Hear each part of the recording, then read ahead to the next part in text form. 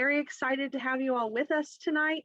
This is the very first, the inaugural Empowered Now on the new Empowered Hub. So we're very excited to be hosting this evening. Yeah, I can hook you up with this background, no problem. So thank you all for joining us tonight. Like I said, I'm going to keep admitting people in the waiting room. We're happy you're here. The goal of Empowered Now is to get you bite-sized PD, something that you can use in your classroom tomorrow, the next day, in the coming weeks, that's meaningful, that's not going to take your entire night to sit and watch. So thank you all for coming tonight. And we know you could be doing a million other things. Teachers are super busy, but the fact that you're here learning with us tonight is really cool. In the chat, if you want to throw out, I know a lot of you know each other, but we do have some new folks on the call. So if you want to throw out where you're from, what you teach, any of that good stuff, we'd love to see that. Other than that, go ahead and while Bill is presenting tonight, go ahead and throw out any questions that you have for Bill. He'll either try to answer on the spot or we'll wrap them up at the end. But without further ado, we're very lucky tonight to have Bill Brown with us from Idaho, and he's going to share a little bit about one of the questions that we get a lot here in Empowered. How do you grade these things? What kind of grading procedures could we use? So I'm going to turn it over to Bill, and he's going to chat with us about that. So thanks for being here with us. Thanks. Can everybody hear me okay? Everybody thumbs up. Everybody can hear me good? Awesome. All right. So welcome, and thanks for letting me talk about this, because to me, this is my biggest aha as an educator and a CTE teacher was when I came up with this philosophy, and it's basically a philosophy, and I'll have a little disclaimer here in a minute. It really changed the dynamic of my classroom away from being a grade-based learning environment to a learning-based learning environment. And so I have some slides. I'm not a big PowerPoint guy, but being in a Zoom, I think it's better if you have something you can see too. I will have a QR code at the end where you can take a picture of it and get the slides if you want to share it with some of your team. My number will be on those slides if you want to reach out. But to me, with the video that's going to come, and from what I understand, there'll be video that goes up as well. Please share this with your people if you feel like there's value, because this totally changed my world when right after or during and after COVID, when I implemented this into my classroom, again, everything changed. It became a learning environment instead of a grade environment. So I'm going to share my screen here so we can get this going for you. Anytime that you want to ask any questions, just jump on in. I am totally okay with being just kind of going with the flow. I never like being so rigid where if there's a great question, I don't want to lose that question. So please feel free to bounce in, and I'll address anything on the, as we can. Okay. So grading and assessment are not the same. That was my big aha through COVID, is you have different learners finding different levels of understanding. You had some who did something, you had some who did nothing. But the whole idea was trying to keep them in the game. And so in keeping them in the game, I was trying to figure out a way to, how do I do that? And so this is what you're going to learn today, that grading and assessment are not the same things. They're just not. Okay. So full disclosure, this is a philosophical discussion. I have had it said to me, what did your administrator say, or what did your principal say? And I don't want to make waves. I never once had an administrator or principal tell me how to grade, how to assess, or do any of that. I haven't met very many teachers who have. But full disclosure, this video and these slides could go out to more people than just us. So I want to make sure the full disclosure is, if your school district or your school itself has specific strict systems for grading, that's your job. You probably have to stick with that. Continuity with other teachers. So if there's two math teachers teaching the same content at the same time, they probably have to have the same grading. So it's it may be a little bit more complex if you have to have continuity. If you have to have continuity with another teacher. So with that being said, I'm just hoping to change the way you look at how you can apply the foundational principles to our grading process. Okay, so here we go. What's the question that teachers like least like to hear? Do you guys have any thoughts? Yeah. What do you guys think? What's the question that we hate hearing from our students? You want to go with Kendra? Then I'll. Yeah. Okay. Is What this do a you think? grade? Huh? Is this a grade?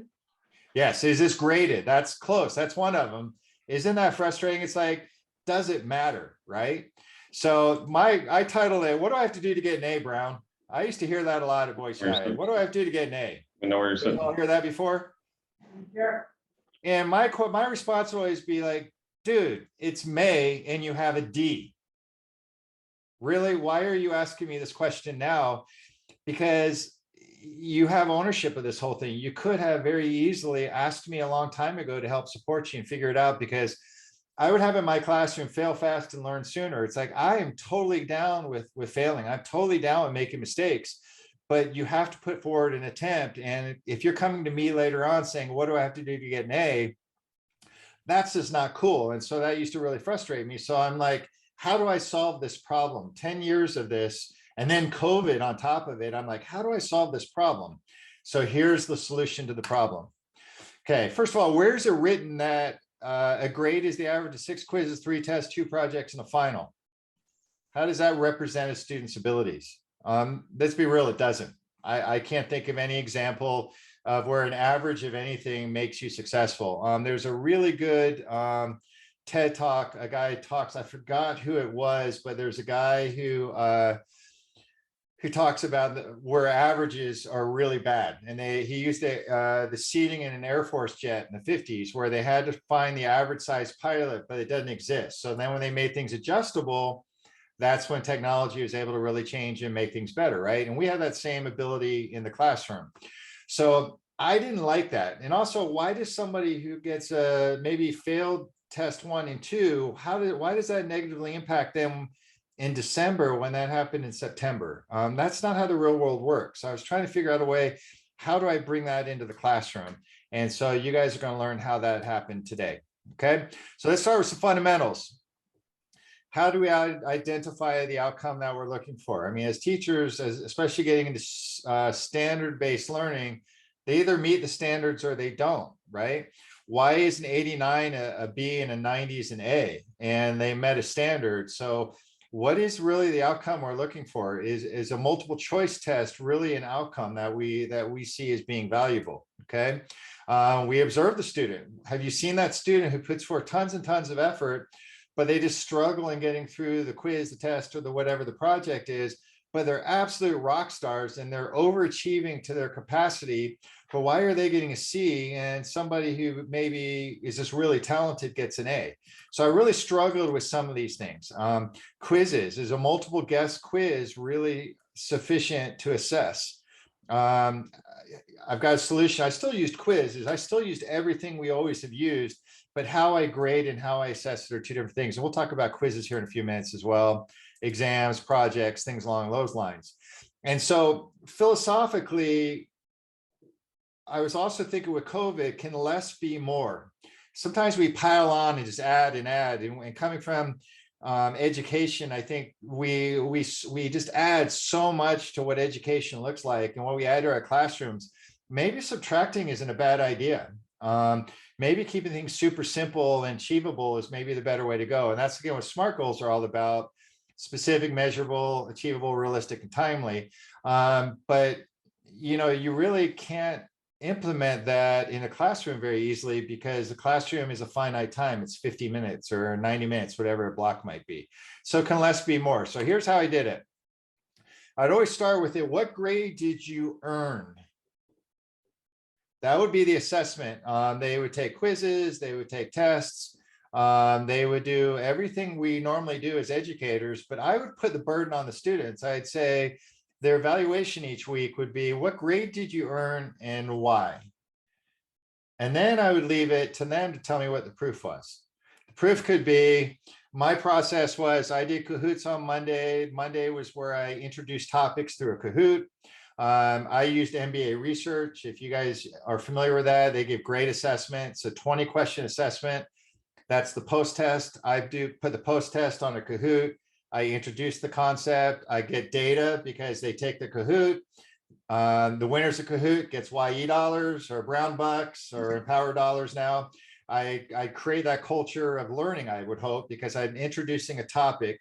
And then my secret sauce, I thought, which I think as most of us do, our secret sauce is our experience. So I would apply the new learning to what my experiences were and how it can relate to them. So they would give me proof. They would say, hey, I started with a 40% on Kahoot.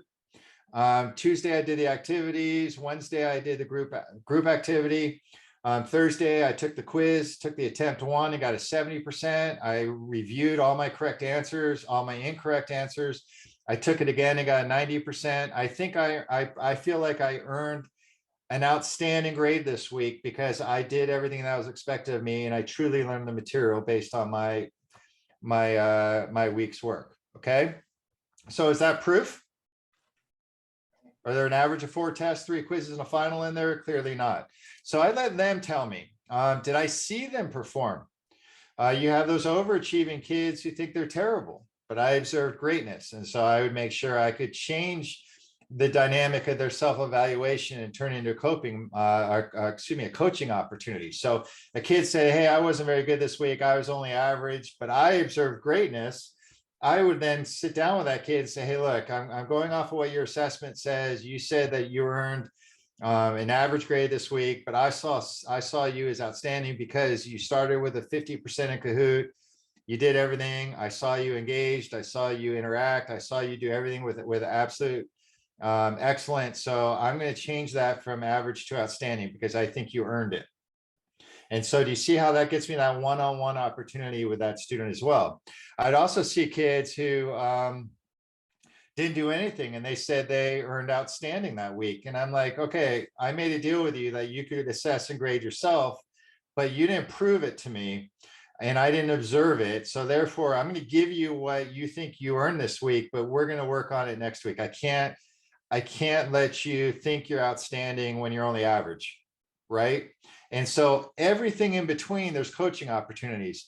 English language learner students, beautiful human beings, speak 5 or 6 languages. They just can't speak English. So why am I putting the same burden on them that somebody else did? What's their outstanding? So I would create coaching opportunities for those kids to create outstanding. Now, going back to the proof, somebody could say, hey, I got 100% on my multiple choice test. I was perfect this week. And I'd be like, well, perfect doesn't really exist a whole lot in the real world. And yes, you aced this test, but how do you know you got the correct answers correct? Did you get lucky? Did you guess? Did you really know? Okay, so what I would do is I'd put the burden on them because I would let them grade their own work. And so what would happen was they would take a quiz, okay, and then they'd submit the quiz because I would do it electronically through Google Classroom, and I know you can do it through Microsoft or whatever your formats are. When they'd submit, they'd get their grade, but they would get a detailed correct answer, which I totally cheated because I got it all from MBA research. But they would then go through and say, okay, I got number 1 right, but here's the detailed answer to verify and validate that I truly knew the correct answer. Okay, let's go to number 2. I got that one wrong. Oh, now I see why. Here's a very detailed answer. So then I can now be in a position where I can learn. The learning is taking place through failure, and the verification of learning is happening through them assessing their own work, right? So my whole thought process was give them the keys, let them grade their own work, let them articulate to me, how did they do? If they say, I was really bad, I got a 40% in the first try, but I really buckled down. I reviewed, I retook it. I took attempt 2 and I got to an 80%. So if they double their knowledge from 40 to 80%, isn't that outstanding for that particular kid? Why is that a B or C? Right? So I put the burden on the kids, and then I would never put the grades in the grade book as quizzes. I'd always have that data because parents are going to say, well, my kid got, said they took the quiz and they did. And I still have all that data, but I let the grading come from the student and let them tell me what grade they earned and why. And then I would base that based on trust, the opportunity to coach them. It allows for individualization. And then it also eliminates grade inflation, because grade inflation is also a big problem, which I think we all can agree. If kids are trying to just get an A, that doesn't mean they're learning, right? That just means they're working for a grade. And I know a lot of teachers who have been very beat down by parents and administrators saying, hey, just give the kid the grade and let's move on. And so at Boise High, where I used to teach, very AP heavy school, but at graduation, they would say, okay, how many kids, all of you with a 3.5 GPA or higher, please stand up. And 2/3 of the kids stood up. And I had a lot of those kids, and they're wonderful kids, but they're not 3.5 students. You know what I mean? So this just helped me so much bring learning into the classroom based on what grade did you earn, and then they articulate the proof to me. So why do we have 90 being an A and 89 is a B? Have you ever had that teacher? Maybe you're that teacher. I don't agree with it, but a teacher said, a kid has an 89.4 and they don't give him the A. They don't give the tiebreakers. Now I try to coach the kids to tiebreakers early on so that it doesn't get away from them. But it's not about gotcha. I think grading, and we grew up, most of you are, somewhat in my age group. I think I'm probably older than most of you, but testing has become a gotcha game. And this process allows the gotcha to go away and the learning to come into play. And then again, below 60 is an F. So I would, again, here's the 89.4 and did not get the rounding up. So I eliminated all of that with the kids assessing themselves. Okay, so here's a new grading scale. Okay, perfection, that's 100%. Okay, I've seen grade books in classrooms where kids have 104s, 105s. It's like, okay, so how are we trying to get kids to think that they can be perfect, better than perfect? That just never made sense to me. And if a kid has 100, why are we letting them or making them or requiring them to do more work to get above perfect, when the reality is they could be a kid at that time? They could be enjoying themselves and being a kid or working on other classes where they're maybe not perfect. And so I just really struggled with perfection. And so with social media and what young people are dealing with, all they see is perfect everywhere. And I think it's a real big problem that we have with adults too, thinking everybody else's life is perfect. We see that on our social media where we see the perfect families, but we know that, the couples don't like each other and the kids are getting in trouble. I mean, everybody puts perfect out there, but it doesn't exist. It's just a dangerous place. So therefore, I try to stay away from it. Now, I learned years ago through a guy's podcast, it says, perfection is chasing the herb. We're trying to be prettier, skinnier, taller, richer, smarter, whatever the is. And then once you have a little taste of the you chase for the est. I want to be the richest, the tallest, the fastest, the smartest. And that person doesn't, there's always somebody out there. So chasing the est is chasing the wind. And I just think putting high school kids in a position to fail based on the est is it's just not sustainable. So perfection doesn't work. Again, the 104% of the grade book is better than perfect. It just doesn't make sense to me.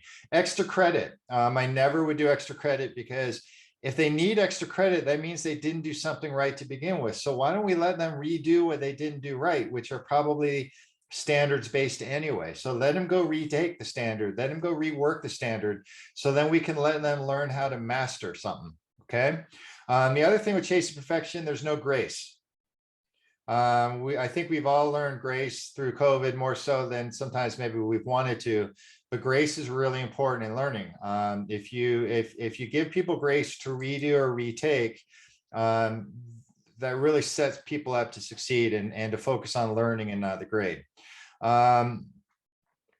Also, chasing perfection, failure is not an option. And going back to, like I said earlier, failing fast is learning. So I try to encourage failure. I know a lot of us who teach business and marketing classes and come CTE related courses, I think we're a lot better at that, focusing on failure and then learning from failure than maybe some more traditional, the algebra, the math teachers, the history teachers, where the grading process has always been kind of a gotcha.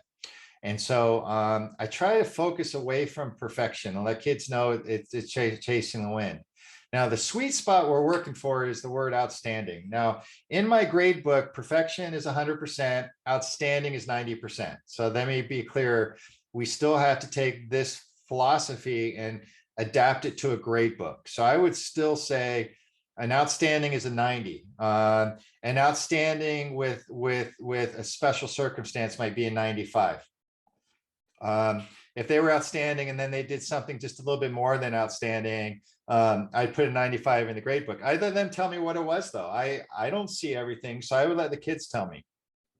So this is where we all want to be. Every day when I wake up, I want to be as outstanding as I can be. I am so imperfect though. Outstanding can be different things on any given days.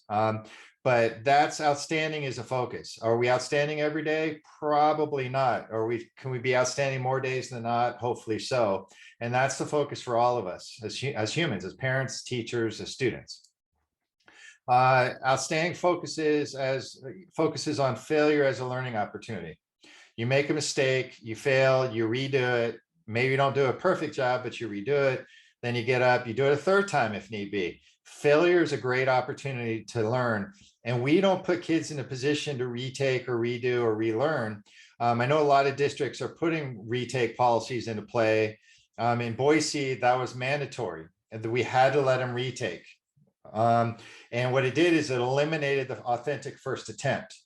And so with this program where you're just focusing on outstanding, it's okay if you weren't prepared. Come in and give it a shot. In life, sometimes we're not prepared, but you got to still come to work every day and you have to put forth your best effort. If you fail and you're bad, you get to redo it. Okay. Again, outstanding allows for grace and growth. If somebody started off terribly and they had a growth opportunity that week, I let that be their grade for the week. So for instance, I never got mad at a kid for sleeping in my classroom. I always felt like if a kid is asleep in my classroom, either I stink or something's going on with that kid. And so I would always give grace to sleeping. But my deal with the kids was if you're asleep, I'm going to tap you on the shoulder. You have to get up. You have to leave the room. We kind of had an open campus at Boise. So you're going to go outside, you're going to walk around the building, you're going to come back in, you're going to be refreshed. Okay. So one kid in particular was sleeping 3 days in a row. And I'm like, something's not right with this. So I reached out to him. I'm like, hey, look, I made you leave 3 days in a row. What's going on? And he's like, well, I got a fight with my parents. I've been sleeping in my car for 3 days. Okay. So once I knew his story, then I could connect him to saying, I'm so proud of you for being here. That's outstanding this week. The fact you showed up is outstanding. So when you do your evaluation this week, make sure you know that you're outstanding for showing up. And that kid got an A that week because that's what was warranted. That was an outstanding job that week, just showing up. Of course, we got into the social workers, we got into the counselors. The kid is thriving now. But the fact of the matter is, if I didn't have this process for him, I could have possibly lost him. Right. And so there's so much grace in focusing on the outstanding. And then also eliminates the why try if I can't get an A. We've all had those kids. Okay. And it allows for self-reflection. If you focus on outstanding, you're going to put yourself in a position to succeed. And then more importantly, it allows for self-evaluation. So the kids can assess and grade themselves. They have to get into the habit and the mindset of always evaluating themselves. Okay, solid work. The rest of the grades are this. Solid work is an 80, average is a 70, probation is a 60. If you're fired, that's an F. No explanation required on that. Okay. So this also brings real world vernacular in. It gets you in a position where you can be able to show them that, hey, if you do solid work, you're going to keep your job. If you do average work, you're probably going to keep your job. If you want to excel and move up into a higher level of earnings and opportunity, you may have to do better than average, but average is okay. Average is acceptable. Now, do we want better than average? Absolutely. Do we want to settle for average? Probably not, but we still want to be in a position where average is not failure. Okay. Now, how I implement it. And you can do this in any content area. I've spoken to full staffs here in Idaho at some big time schools, and their grade inflation is a big problem. And so I talked to them about this, and there's amazing pushback because a math teacher didn't understand this because they don't come from the business world, or some of the content areas really struggle with the idea of letting the kids assess and grade themselves. It puts the emphasis on learning, and you can do this in any content area. Again, kids correct their own work. So it's also more immediate feedback. So how often, and I was guilty of it, I'd have something that I haven't graded for a week or two. Sometimes it gets away from you, right? So then by the time you get it back to the kids, you rush to get it back because you need to get it back. There's no real good feedback anyway. So if you let the kids correct their own work, you put them in a position to give themselves their own feedback. They know on their head, in their head, where they were, what they were thinking when they took that quiz. Okay. Also encourages repetition. They can retake and redo and keep practicing until they meet the standard. They meet the standard, they're outstanding. There's no gray area on that. If they show repetition, they show they failed, and they show they tried again, they show they got better, they show they keep trying. That encouragement encourages repetition, which is something that we want all of our adults to have, right? That's what we want our society to have. Those are part of the foundational values that we hold so dear here. Okay. And then also eliminates the guessing it right dilemma of, hey, I got it right. You know, the SAT, eliminate 2 of the answers you know are wrong, and then maybe guess your way into the correct answer. I've never seen that in the real world. I've never seen that on, you know, at, you know, anywhere, whether it be a restaurant. You don't want to guess the ingredients at a restaurant, right? And so the guessing it right dilemma ends if the kids are retaking and grading and assessing themselves. And then again, learning meets outstanding. And so what's outstanding? So 90%, okay? Mentor, teacher, mentee, student, they work to identify what's outstanding. The example I gave for my student just showing up that week, that was outstanding. Home run, okay? Another kid putting their books away. They're mostly English language learners who I was teaching elective classes, so I limited them to an hour of time on my class. They had other core classes that they had to spend their time on.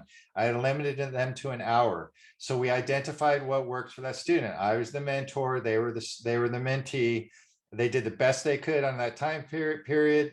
They would identify what's outstanding. Of course, I would help coach them. Okay.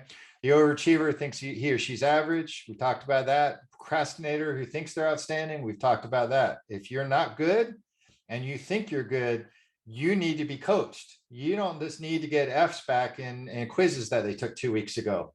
That does no good for anybody. Okay. Now with that, you have to trust but verify. So you have to be observant. You have to see their work. Again, with like Google Classroom, which we used, I could see when they took attempt 1. I could see how long they took on attempt 2. I could verify everything because all the data is there, and technology makes that quite easy. But I would trust them. Hey, Brown, I was awesome this week. Okay, tell me why you were awesome. Well, you know, I got invited to homecoming. It was an awesome week. That's fantastic. Tell me about my class. And it just creates this culture of outstanding and focusing on successes. It was so cool coming to work every day because there was nothing to do with grades anymore. It was just all about learning. And of course, knowing each kid's story, it helps you understand that you can reach them in different ways. Now, I've had some teachers talk to me about academic integrity because they say, well, what about cheating? Now, if you're giving them the key, what's the incentive to cheat? If they can retake and redo, what's the incentive to cheat? And you always hear that saying, well, you're just cheating yourself if you're cheating. It's like, yeah, but different. I mean, maybe sharing and collaborating and doing a quiz together. Maybe the kids can learn better that way. It opens up all kinds of different ways to get those kids to outstanding. Okay. So of course, let the kids assess themselves, give them parameters, no more grading stress for us. We're teaching the foundational principles. Okay. We give the kids the key, gives them responsibility and freedom. Any of these terms looking familiar, Jim? Okay. Practice. Kids practice until they master. That brings passion and knowledge into play. All of the foundational values come into play with this process. Freedom and opportunity with flexibility. They can do it. They can go to the standard based on what they think works for them. The different learner types. They can do it however they want. It doesn't matter. It's their learning, and it's not my gotcha as a teacher with the grading. Okay, again, I hit on cheating a little bit. Cheating is no longer an issue as they're working for their own learning. So that brings the integrity piece in. Okay, And then the self-evaluation. We all need to be self-evaluators. We all need to know what we did well, where we can work on improving, and more importantly, giving ourselves grace. We really need, I think as educators, we all learned how to give ourselves a lot of grace through COVID. It was a really difficult time. But teaching a teenager to give themselves grace, I think is a really important thing. They might not know what that means, but it's really important. So the self-evaluation would be this. They would do all their classwork. My process was Mondays was Kahoot. That was their pre-test. That gave me data. Tuesday activities, Wednesday group activities, Thursday I would do Quizlet live for a review. Then I would have them take attempt 1 on the quiz. Then they would review, retake attempt 2 on a quiz. And then the self-evaluation would simply be, what grade did you earn and why? That was my process. Now, Friday, we watched The Prophet. So that's why my week was broken up. The kids love The Prophet, for those of you who haven't seen the show. So they would tell me what grade did they earn and why. And that's the win-win in their sound judgment. If they're in a position to tell me how they won that week and how they used good judgment to get there, I'm all about outstanding. That's outstanding to me. It's so simple. And grading wise, I would go in during The Prophet on Fridays where they're watching the video. I would read all their self-evaluations. I would give them feedback. And then I would put them in a position to get them quick grades. Grades are always up to date. Never did any grading on the weekends. It made life so easy for everybody, and learning was the focus, not grades. Okay. Now, there are only 2 things that I required on the self-evaluation. There are a couple words they couldn't use. They couldn't use the word fair, because life's not fair. You can't say, well, it's not fair that I wasn't able to, or it's not fair this or that, or a fair grade is this or that. I don't care about fair. Fair is so subjective, you know. Fair doesn't matter. So it would be, what grade did you earn? Can't use the word deserve either. You either earned it or you didn't. There's nothing fair or unfair about it. Let's just keep it focused on being outstanding. And what it did was, it was pretty amazing. I got so much great feedback. I would also add the question, tell me what Mr. Brown could do better next week. Tell me what the best part. I'd still get some questions and some feedback so I could learn and try to get better for the next week. Okay, so to sum it up, no need to change anything you're doing as it relates to assessment. You still use the same stuff you're doing.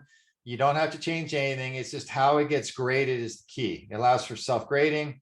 You can retake. There's no regrading. You're just verifying.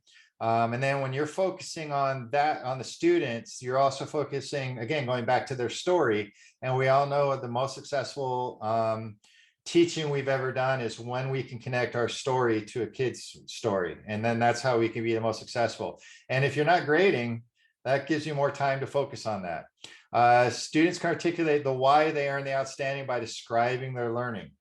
And one kid might have described their learning totally different than another, and they both learn. They're both showing learning. They're both showing amazing growth, but I'm not showing them what I want to see. So for instance, all my years of teaching, I never once used a rubric, because a rubric tells the student what I want them to know, not what they want to learn, right? And so again, this my philosophical side was, I remember meeting somebody years ago who wanted to go to grad school, and I'm like, were you a good student? She said, I'm a wicked smart rubric learner, but I can't think for myself.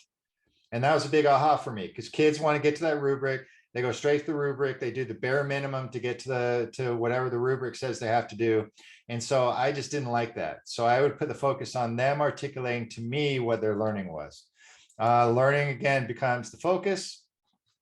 And then go back here. Learning becomes the focus, not grades. Grades take care of themselves. Students become learners, not grade chasers. And it's incredibly authentic.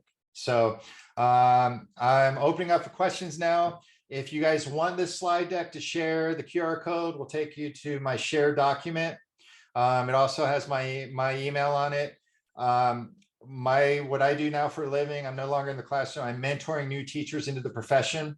And so my mentoring focuses on on readjusting your future based on whatever your new career is. And as a teacher, I reinvented myself 4 or 5 times.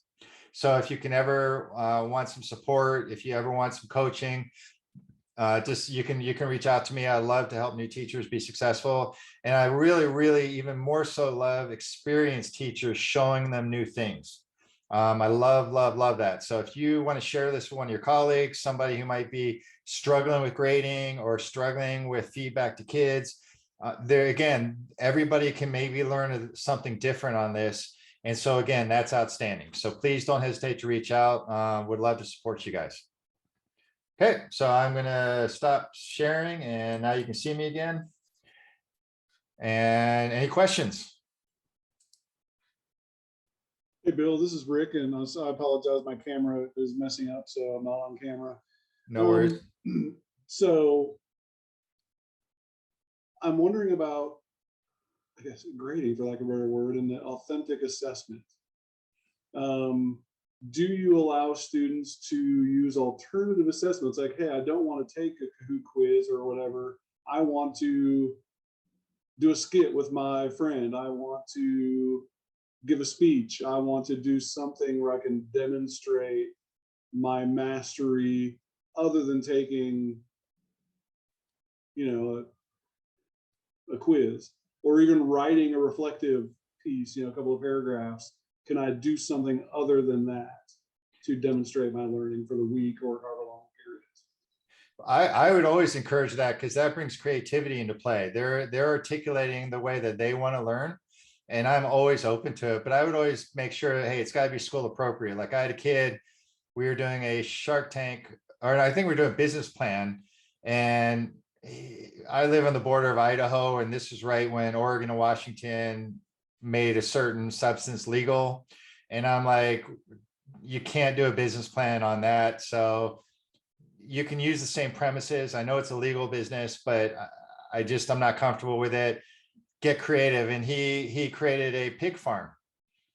And so he went and did all the due diligence, and that's the project. And he articulated his learning with his creative way, and it was absolutely outstanding.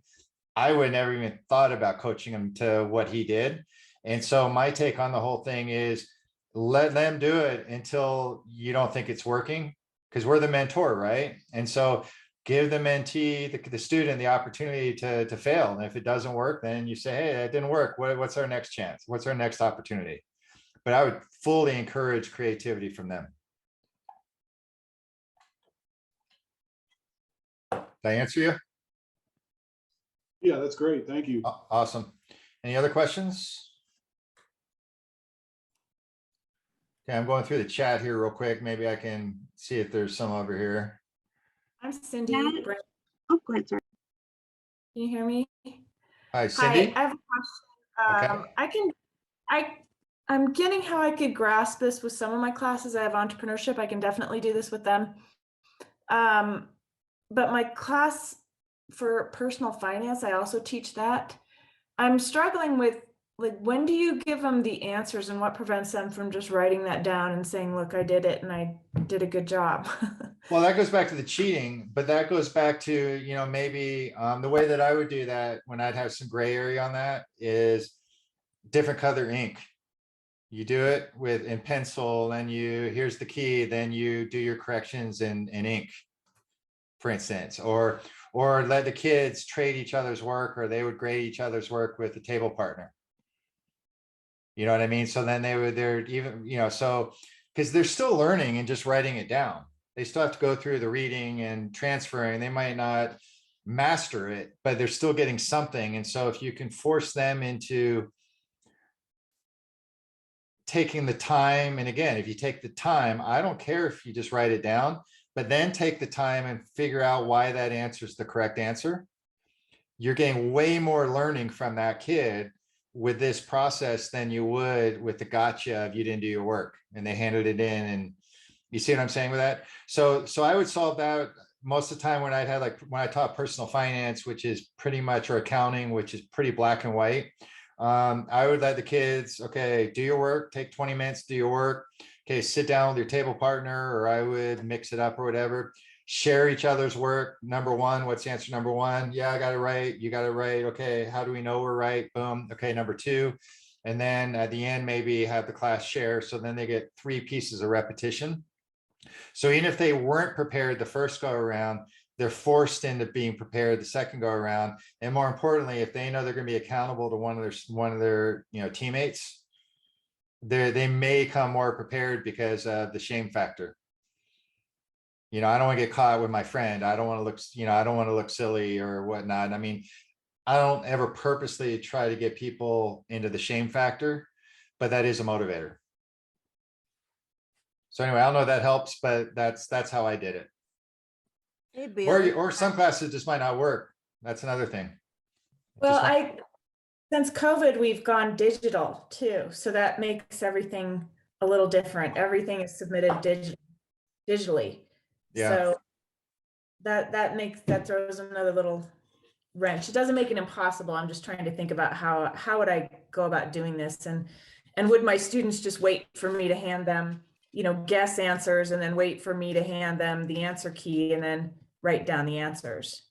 Well, are they still learning more than if they handed in crap work that you took a week to grade and then gave it back to them? It's not even on their mind anymore. So at least you're putting them in a position where you're kind of forcing them into that content area, albeit not like you want or like they should, but it's still better than what they'd get with the traditional way.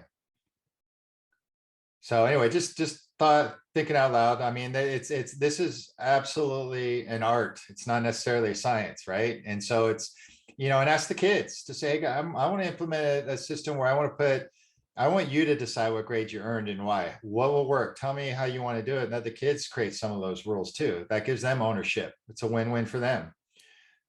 Just like when I would do auctions, I let the kids decide what the auction items are. Why would I decide when they're the ones who are going to be auctioning for them, right? So let them just say, hey, I'm going to try something next, especially with May. The beauty of May is you can ask this year's kids about how you can implement things for next year, because they'll be really honest with you and just say, hey, I struggled with the fact that a lot of you guys, at times would just come in and wing it. Did you learn from the winning? How can it, what if I let you wing it and then I gave you the key and you had to go through it a second time? And then maybe I took the key away and then you had to reattempt it the third time on your own. And they'll give you feedback because they're pretty authentic, I think, in that regard. So great question. Okay, any others? Let's see. It can be perfect or it can. Okay, let's see here. Aaron, I don't know if I read this right. It can be perfect or it can be done perfect. Rarely can it be both. What's the context on that? Maybe I'm not reading the text right. So Aaron, are you still with us? Maybe I might get a robot voice. Internet's That's kind of okay. shaky. No, I was trying to keep up with the perfection, and I always tell my students, especially now that I'm in junior high teaching, like it can either be perfect or it can be done, but rarely can it ever be both. Like, give it your best shot. I think that's fantastic. And then if you stink, do it again. Exactly. That's the biggest thing that I think education has missed the boat in assessment and grading is it's become a gotcha mindset. And so the kids want to protect themselves from the gotcha. So then they'll cheat, they'll delay, they stress out, they get the anxiety levels up because they're so afraid to fail when this process encourages that failure. It's like, just do the best you can. I get you might not be totally prepared and I get you might not be ready to do this, but it's okay, because you're going to learn it. That's my job is to learn, to get you to learn, and we're going to have fun with it. And you're going to decide, did you learn it or not? And you're going to tell me, did you learn it or not? And again, the soft skill of being able to articulate your learning. So like I can go to a boss and say, I thought I was outstanding because boom, boom, boom, boom. So it's a really self-advocacy tool that they don't know they're learning, but they're actually learning. So good question. Let's go through some more of these. Give them the answer keys to grade themselves, or do they sit with you to grade themselves? No, I give them the key. It doesn't matter. Oh, that's Aaron again. So yeah, I give them the key. I don't worry about it. I had him give it back to me. But I was also not the homework guy. I would give him plenty of time to do everything in class. I think, homework to me was for the AP classes. I didn't want to add to my loads. And I also create relationships with the kids too, to say, hey, if you have an AP test next period, you're going to be worthless to me anyway. Take the day off, go out in the hallway and work on your AP work, and you'll do my stuff tomorrow. Like, I never had a kid ask, I said, never ask me to go to the bathroom. Why are we having teenagers ask us to go pee? Get up, give me eye contact so I can see you leaving, go use the restroom and come on back. Guys, one at a time. If you really have to go, you go. I'm going to treat you like an adult. I want you to have ownership. And that's what I love about Empowered is it's all about that development of, you know, taking ownership of their lives and giving them ownership of their lives so they can be successful. All right, let's see, to use alternative. We talked about that one with Rick. Win-win. I still can't figure any losing in this ground. I just don't see any. I haven't seen anything that's caused, or anybody's given me feedback, or from my teacher, for my students. I'm parent teacher, parents will come in like, what are you doing with my kid? They're talking about marketing at home. And my take was, well, marketing is everywhere and they're here because it's an elective. So they chose to be here. So I know I'm dealing from the bottom of the deck, and they said, no, it's just different. They really care. And I think it's because I've given them ownership. All right, question, do you withhold the keys until we've got that one locked down? The buying percentage kids who really try, and those who are just okay with average. I always kind of break it down into a third, a third, a third. You have those third who are overachievers, who they just roll. I have the third in the middle who do really well, they've taught how. And then you have the third at the bottom who, you know, have an empty, you know, give a crap meter on empty. And so my job is to make them try to give a crap and then grow from there. And so again, that's the importance of knowing each kid's story. If you know their story, you can go to them and say, hey, look, you don't want to be this, or you don't want to be that, or you do want to be this. Like, I had a kid who wanted to play basketball so bad, but his grades stunk. So that was the hook that got him motivated. So with him, it was like, what class are you struggling in the most? And he would say math. I'm like, okay, here's the deal. First half of my class, you do math. Second half of the class, you do my work. If you do a good job of math, that equals outstanding in my class this week. I can't let that go forever, but at least we can do that so you can get eligible to play basketball again. So do you see how I've connected those dots and made those human interactions with my kids that really they would come every day and buy into learning? And a lot of it's because they bought into me. I mean, I think the system allows them to buy into you because this is all about you buying into them, right? Let's see here. The end of their scheduled time. Okay. Any questions? I'll stick around. If you want to end the recording, and I'll stick around if anybody has any questions. Again, you have my contact information. I'll be in the hub. I think the hub is really cool. So please communicate through the hub, and then everybody else can see things that are going on too. But I really, really appreciate the opportunity to be the first in trying to learn how to do this. So thank you guys so much for having me. Bill, you've set quite a high bar tonight. Thank you very, very much. Thank you, Bill. Appreciate it. Thanks, guys. I hope it helped you. Bill, that was wonderful. Like I said, if anybody has to log off, otherwise, Bill, if you have any time for any more questions, there might be another question or two. Otherwise, we really appreciate everyone for spending their evening with us and learning a little bit more about grading in your classroom. Awesome. And again, I'll stick around if you have any questions. If not, we'll see you on the hub somewhere. Thanks, guys. Question. Okay. Sorry, but I'm fascinated by this and I want to try it somehow. I'm just trying to figure out how do I do it. It's a mind shift, and I've got to figure out so how do I shift my mind, but yet still plug it into this square that we have as far as our formatting for grades. So would you give them points that week for being outstanding? And if you did, how many points do you give? Like, so an outstanding would be, it would be a 90. I mean, outstanding's a 90, solid job's an 80. If you did outstanding plus, it'd be 95. I would never give hundreds. And kids, well, why can't I have 100? It's like, because you're not perfect. You're amazing, but you're not perfect. And I want you to shift away from that mindset, because perfect is not sustainable. And so if, you know, and you tell me, I let the kids tell me, I think I got 95 this week. I'm like, okay, I put 95 in the grade book. I don't care. Because it's not about me, it's about them. Now, again, if they're saying I want 95 and they did nothing, no. But I'm going to give the kids the benefit of the doubt. Why would we? Why do we put kids in a gotcha mindset? Now, as far as implementing it, I loved May because May is when I could get creative towards next year because everything's kind of done.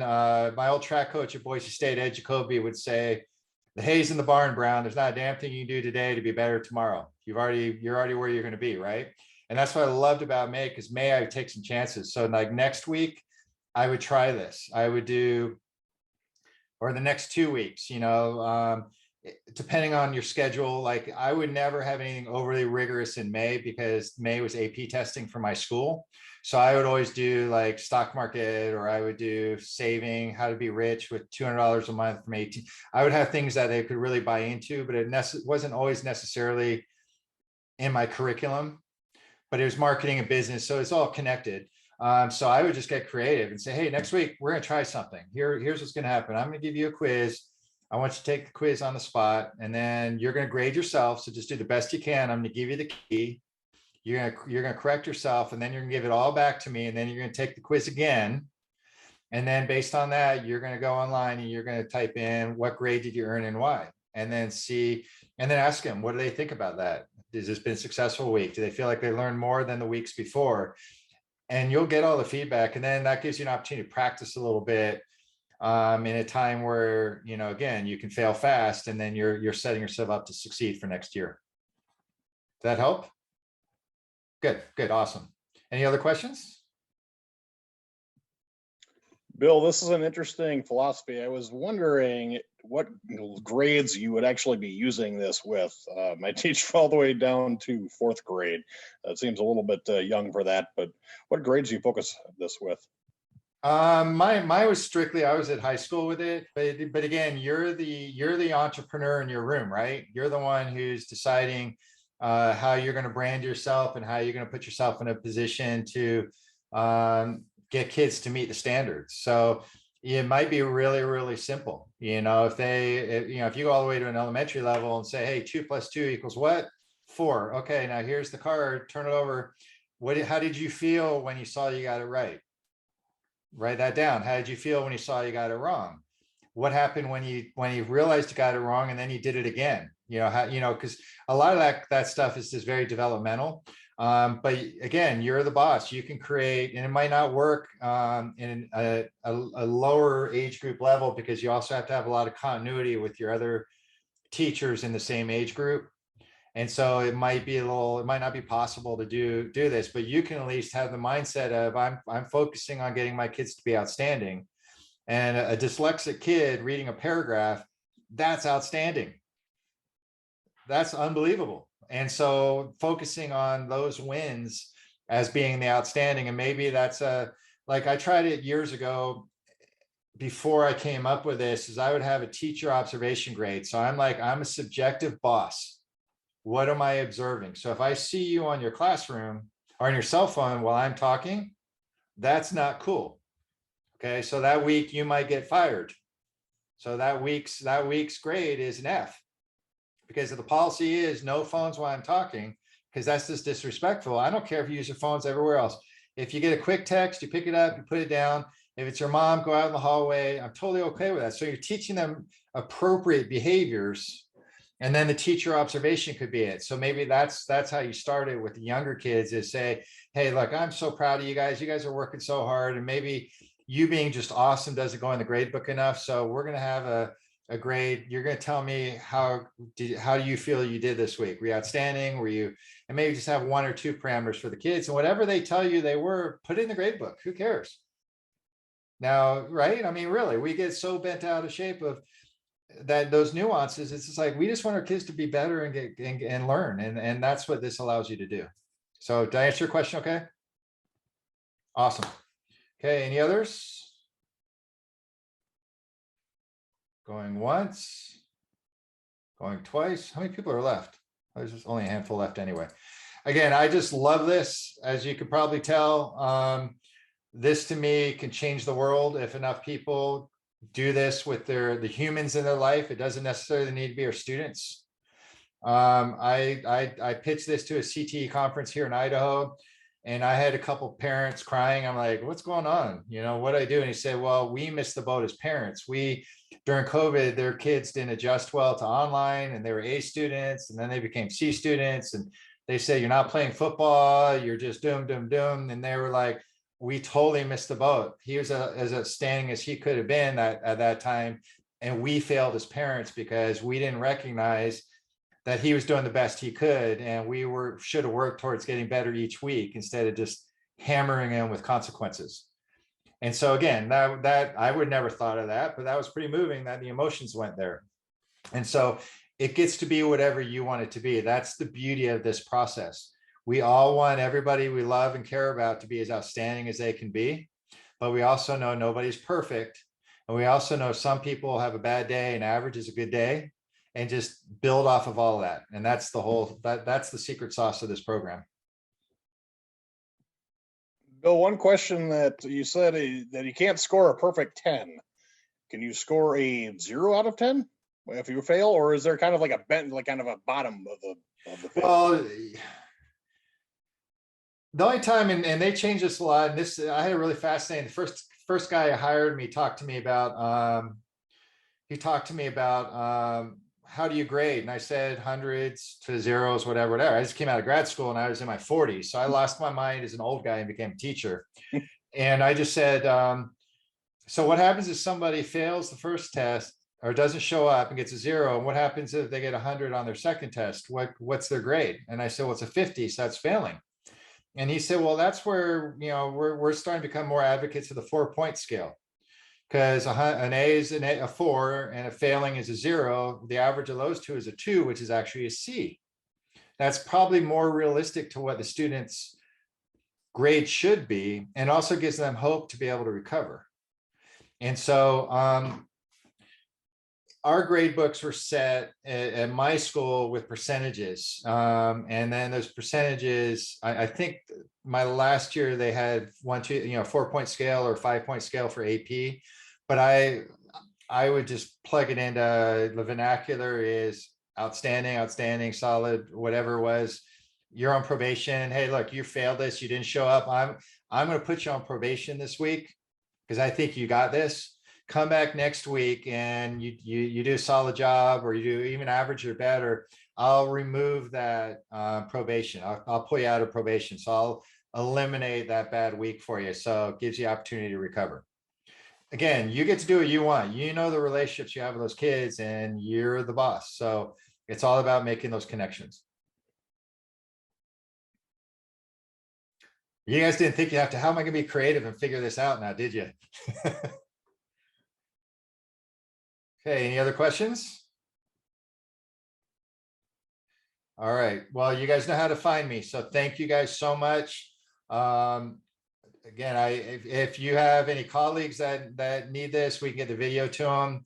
If you have any CTE administrators, any admins who want to see this, the video will be up. Reach out to me, I'll get it. I just think that this is so important and could revolutionize the success that we have for at least our 100 kids a year. And if we can blow that up to getting some of your people around you to understand the value of this approach. And also, again, most important self-interested thing, you don't have to grade anymore. Think about that. Really, you don't have to grade anymore. It's awesome. Have your weekends to yourselves. Okay, guys, take care. Thanks everyone for joining. Appreciate y'all being with us here tonight.